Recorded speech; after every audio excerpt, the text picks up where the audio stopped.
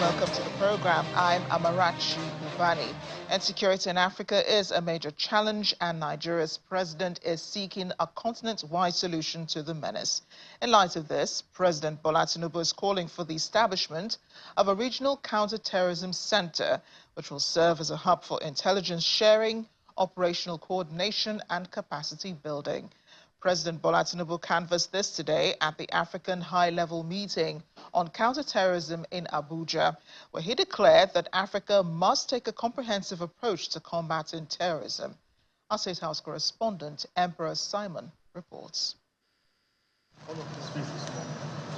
Faced with the challenge of terrorism and other security threats, President Bola Tinubu is here to open the two-day African Counter-terrorism Summit holding in the office of the National Security Advisor. At this time, Your Excellency, the high-level summit has in attendance Presidents Nana Akufo-Addo of Ghana and Faure Gnassingbé of Togo, the Deputy Secretary General of the United Nations, Mrs. Amina Mohammed, Chairperson of the African Union Commission, Moussa Faki, members of the diplomatic community in Nigeria, some state governors, and hundreds of other delegates from across Africa. For decades, Africa's existence has been threatened by activities of terrorist organizations, including the over 15 years reign of the Boko Haram and Islamic State West African province ISWAP in Nigeria and neighboring countries, which has claimed thousands of lives and rendering millions homeless. The National Security Advisor highlights the objectives of the summit to profile solutions to the myriad of security challenges in the country and strengthen regional collaborations among African countries. The theme of this high-level African counter-terrorism meeting, strengthening regional cooperation and institution building to address the evolving threats of terrorism, is timely. It reflects the urgent need to confront the impacts of terrorism that continue to disrupt our lives and threaten our collective security. He gives update on terrorists in detention. I am taking this opportunity to inform the world that we have resumed the prosecution of the Boko Haram and affiliated terrorist suspects detained in Kainji and other locations across the country. The general consensus is that the root causes of terrorism must be addressed for Africa to make a headway. Rebuilding our social contract is essential for recovery. It means building strong democratic institutions and promoting people-centered governance, all grounded in human rights and guaranteed access to basic services and inclusive development for all people, no matter who they are or where they are. However, for any action to be impactful, there has to be a deliberate investment in building the capacity of institutions. We must harness the power of technology and innovation to enhance our counterterrorism capabilities, including surveillance, data analysis, and border security measures. Those who think illegal money has President Bola Tinubu repeats his earlier call for the establishment of a regional standby force and strengthen the existing counterterrorism centers across the region.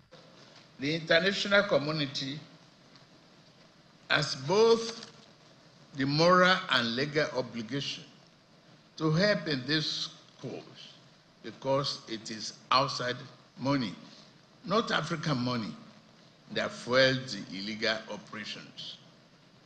Key to our collective efforts against terrorism is the need for a fully operational regional counter-terrorism center. This center will serve as a hub for intelligence sharing, operational coordination, and capacity building throughout our region. The president assures his guests of Nigeria's commitment towards strengthening arms control measures, border security, and disrupting the illicit trafficking networks that fuel terrorism and organized crime. From the office of the National Security Advisor, Emperor Simon, Channels Television News. Togo is preparing for legislative and regional elections on April 29th, and a significant number of women are in the electoral race.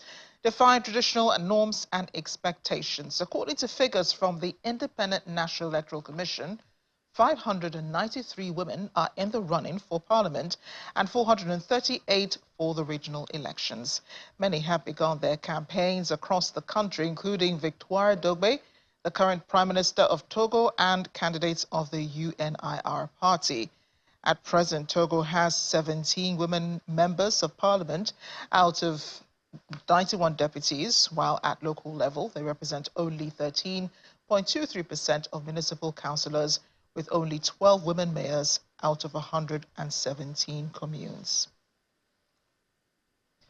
The Rwandan government has welcomed news that the UK Parliament has finally passed a bill to deport illegal migrants there. All along, Kigali maintained it was committed to the deal despite the controversy it generated in the UK, and says it's prepared to accept the asylum seekers. In a statement, the spokesperson for the authorities, Yolande Mekolo, said Rwanda is pleased the bill had passed, adding that Rwanda has worked hard over the last 30 years to make the country a safe and secure one for Rwandans and non-Rwandans alike. Rwanda has taken steps to address the human rights concerns of the UK Supreme Court and prepared facilities for the asylum seekers. It's, however, still not clear what volume of migrants will be able to accommodate in the coming months.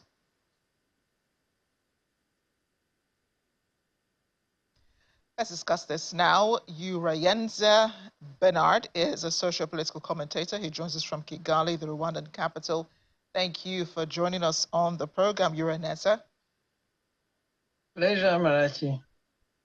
What are your thoughts on, this agreement, especially now that it's been passed by the UK Parliament? Well, Amarachi, what was the Safety of Rwanda bill is now an act, and it's a very good thing. It's a very good thing for all countries, for both countries involved, and for the asylum seekers as well. It's good for Britain because it gives them a pathway to getting this refugee matter, what they call the boat people, handled expeditiously in a third country. Britain is a place that has been welcoming to asylum seekers and immigrants of all kinds from all over the world, but they feel overwhelmed, and they've been trying to find a solution to the issue of these overwhelming numbers that have been coming on boats illegally. They do handle quite a number of legal immigrants, but they've come to a point where I think a breaking point, we should call it for lack of a better word. So Rwanda comes in, and for Rwanda, this is something that is enshrined in Rwanda's immigration policy. Rwanda is a host to many asylum seekers from across Africa and other parts of the world, including Afghanistan, Libya, and other places. But Rwanda also basically retains an open door policy for those seeking safety and security, for those who, for one reason or another, cannot remain in their countries. So it's also a transit point for many people seeking immigration to other countries, but whose paperwork and other processes are delayed. So it works out very well, especially considering the fact that in this case, Rwanda is being facilitated to do this. It can also become a case to emulate for other countries facing similar challenges. It really is a game changer in the immigration architecture that we see creating problems all around the world. Another element is that as countries begin to realize that the burden of people seeking safe places and running away from all kinds of problems grows, the burden can be shared. People can put on the table what they have. In this case, Britain has resources. Rwanda has the safe space. That's why it's actually called the Safety of Rwanda Act. Rwanda is a country Yeah, that has worked so hard. Yura Yanesa, I'm sorry to interrupt here, but you talked earlier about Britain being overwhelmed by the population of asylum seekers, by the population of illegal immigrants, and then you also mentioned that Rwanda has been receiving, asylum seekers for other countries. You have people from Afghanistan, you have people from other countries as well. As a transit route as well for people from other African countries who are seeking to go into Europe, especially those who are trying the legal route eventually after having tried illegal. But aren't you concerned about, the country being overwhelmed by the populations? We still don't know how many people will be coming from Britain. And we know that the first batch of immigrants are supposed to be arriving in just a few weeks. For the case of the arrangement, the treaty between Britain and Rwanda, the numbers aren't that daunting. Rwanda has had an open door policy to other Africans.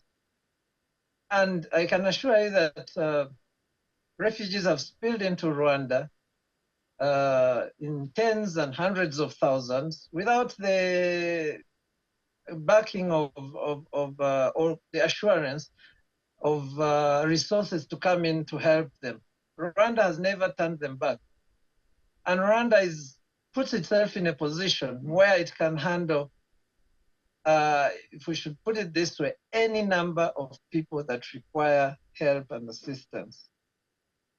Why Rwanda has also suffered the same kind of, Rwanda at some point was a net exporter of people in trouble.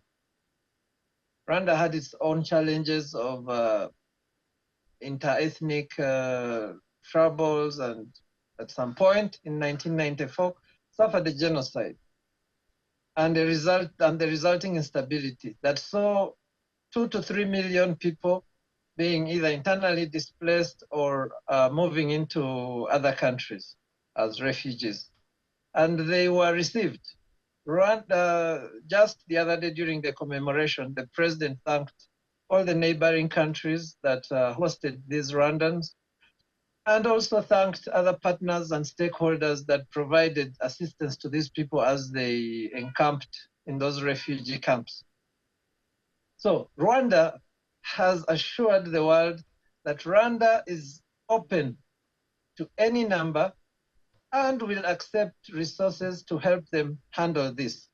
So it's not really daunting to Rwanda to receive 50,000, 100,000, maybe even more asylum seekers that the UK thinks should come this side. I guess As we'll you know, have to revisit the issue, when those first batch of refugees begin to pour into Rwanda, and then we see the other batches. We know that the government already has received a certain amount of money from the UK government already to facilitate this movement. Thank you again, Yura Yaneza. Bernard, for speaking with us. We'll be talking to you in the next few weeks, again, revisiting this issue. Thank you, Marati. To other news now, the Food and Agricultural Organization of the UN says the risk of famine in Sudan is real, adding that we have a window of opportunity and that window is right now. Senior official for emergencies and resilience, Rain Paulson, made this known, speaking from the port of Sudan.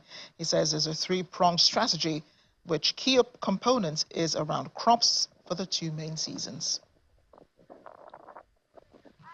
The risk of famine is real. The food security situation is deeply concerning, but we have an opportunity to respond, and that's what we're busy doing at the moment. For us, we have a three-pronged strategy. A key component is around crops for the two main seasons, so cereals for this upcoming season, and then key vegetables for the second season, but also attention to livestock. So many of those who are in acute food insecurity, the numbers that you've mentioned, also rely on livestock, and so being able to support those animals with emergency fodder, with key vaccinations, all of which help to ensure that households that are food insecure continue, for example, to have access to milk production from their goats. All of this is indispensable for an effective famine prevention effort. We have a window of opportunity, and that window is right now.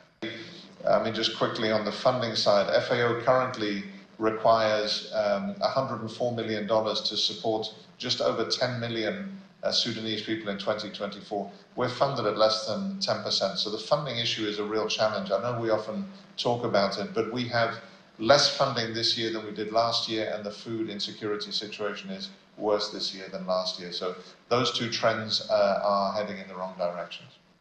A group of 100 workers at a ruby mine in Mozambique are protesting as they allege the employer owes them salaries for the past 3 months.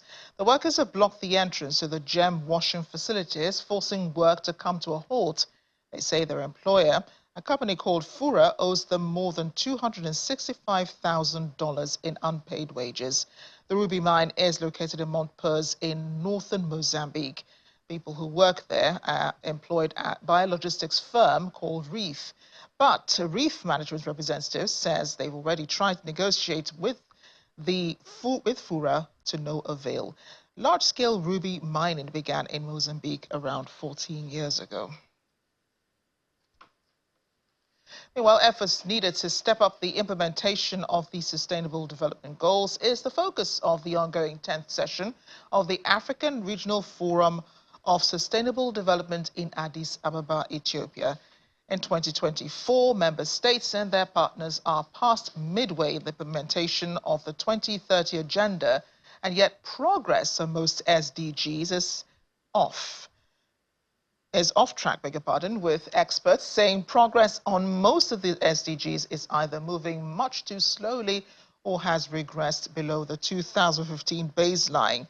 Listing 4 areas where Africa has potential to achieve success, United Nations Deputy Secretary General Amina Mohammed, addressing the delegates at the opening session, called on international partners to give the continent the required assistance to help remove barriers on its path.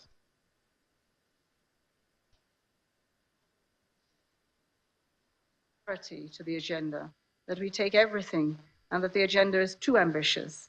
But it cannot be ambitious for a continent that has this much potential in terms of its human resource, over 70% of our youth. Allow me to highlight 4 areas in particular. First, inclusive and sustainable energy, which powers sustainable development. And let me say here, with a just transition.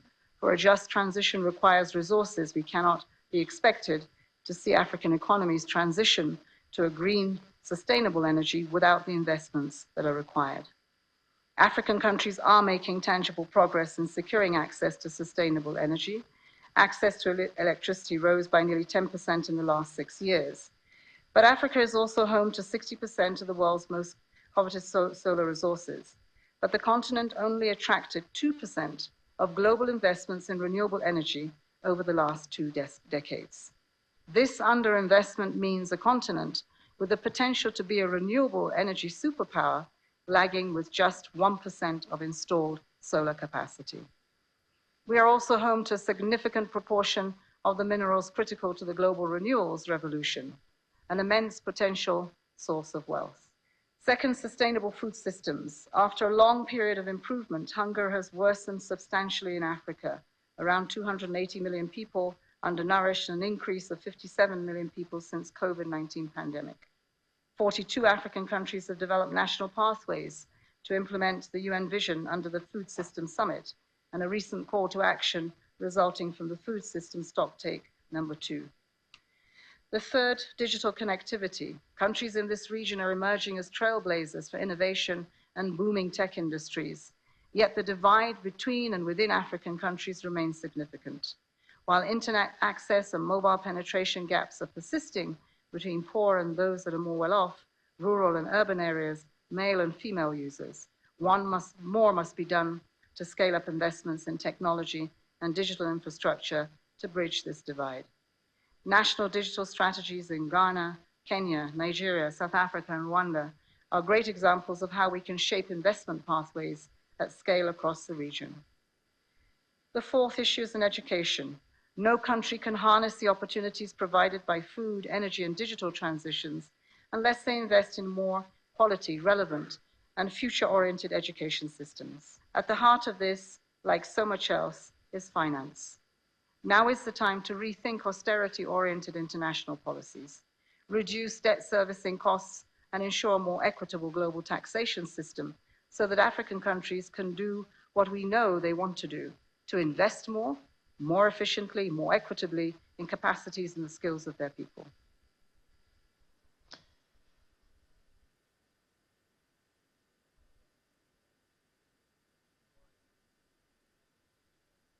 I do apologize for that. Mazoe district of Zimbabwe's Mashonaland Central Province is struggling with prolonged severe drought, threatening the country's maize supply and impacting business of its grain millers.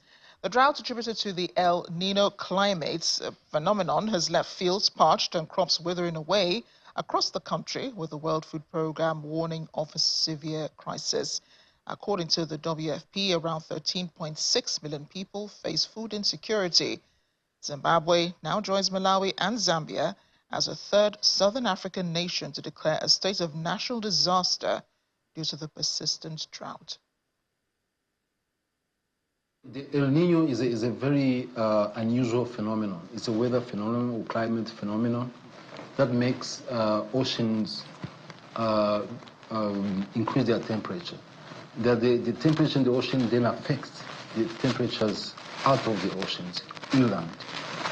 And then these temperatures, or the high temperatures, pushing the rain to be unusual, and that causes drought, because the lower the level of the rains, the more drought, the heat and the climate and the temperature, and then you have drought on the continent. This drought came really at not a good time, because it was the cropping season, if you want. Cropping season or planting season. So if you had really observed, the rains came late, unusually late. I think the first rain came around December, whereas they are supposed to be here at least in October. So that prompted farmers to plant late. And then suddenly the rain stopped around February. So which means that those crops that were in the ground did not benefit from enough rain. So all farmers who do not have access to infrastructures such as irrigation schemes or do not plant in wetlands, their crops have been affected. Not only for crops, but also livestock.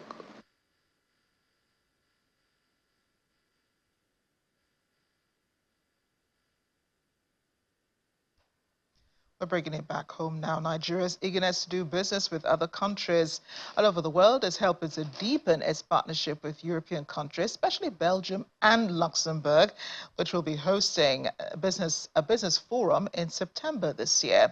Speaking at a cocktail event marking the raising awareness about the event in Lagos, Deputy Head of Mission at the Embassy of the Kingdom of Belgium in Abuja, Veronique Bernard, said the eagerness to do business has been noticed by the Kingdom of Belgium, which is why it has partnered with the country over the years in various areas, including provision of vaccines for Nigerians during the pandemic, the cleanup of the Niger Delta, and various trade missions between Nigeria and Belgium. Speaking on the advantages of the forum, Secretary General of the Chamber of Commerce, Industry and Agriculture for the Belgium, Luxembourg, Africa, Caribbean, Pacific, the NPO, known as CBL-ACP for short, Thomas de Bulle, and consultant to the Nigeria-Belgium, Luxembourg Forum, Collins Weke, say the upcoming forum would open Nigerian companies to business opportunities in Brussels and, by virtue, the European Union. You look at the advantages for the Nigerian companies, I would say, is to get introduced to the Luxembourg and the Belgian economy, and really to get connected to Luxembourg and Belgian companies. So the main focus of our business forum is to connect. We are focusing on the B2B, B2G meetings, because we really want the Nigerian companies to come with us to Belgium in September and get results. We want them to get business, so when they go back to Nigeria, they can be an ambassador of Belgium, can be an ambassador of Luxembourg. There is obviously very much growing interest by Nigerian businesses that want to partner with Belgian businesses and vice versa. In terms of Belgian businesses that are seeing the opportunities in Nigeria, they know that Nigeria is not a perfect country. There are challenges, but they also see within those challenges quite a lot of opportunities and are ready and willing and able to engage. And so what the Business Forum is doing is actually organizing the table, getting both sides together, doing matchmaking, but at the same time, giving opportunities for business to government, some kind of collaborations. So you have the business to business, B2B, but also B2G, which is a business to government. That's it on Network Africa today. Thanks for watching. I'm Amarachi Ubani.